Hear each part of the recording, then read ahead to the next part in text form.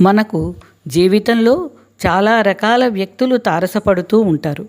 కొందరిని చూస్తే ఇలా మాత్రం ఎవ్వరూ ఉండకూడదని అనిపిస్తుంది. ఇలాంటి వారి గురించి ఇప్పుడు నేను ప్రస్తావిస్తాను. ఇలాంటి వారి గతం చూస్తే సాధించింది ఏమీ ఉండదు. వర్తమానము అంతే. భవిష్యత్తులో కూడా వీరు ఏమీ సాధించలేరు. ఎందుకంటే వీరికి లక్ష్యాలు ఉండవు కనుక, కాలాన్ని బాగా వృధా చేస్తారు కనుక. ఇలాంటి వారు మనిషి కనిపిస్తే వదలరు.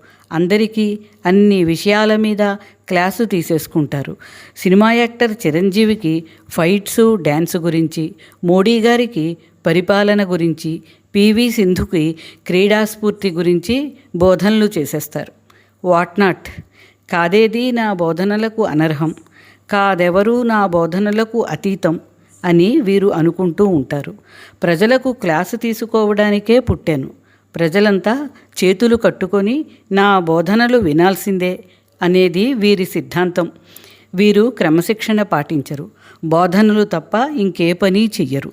నిజంగా ఐడియల్గా, సక్సెస్ఫుల్గా, రోల్ మోడల్స్లా జీవించే వారికి ఇలా క్లాసులు తీసుకునే ఆలోచన, సమయం రెండూ ఉండవు. బోధనలో హీరో, నిజ జీవితంలో జీరోగా ప్రూవ్ చేసుకున్న వారే ఇలా వృధా కాలక్షేపం చేస్తారు. అందుకే వీరికి విలువ ఉండదు. అందరూ అలుసుగానే చూస్తారు. నా ఆడియో విని ఇలాంటి వారిలో ఒక్కరు మారినా ప్రజలు రక్షింపబడతారు. వీరిలో మార్పు రావాలని ఆశిద్దాం.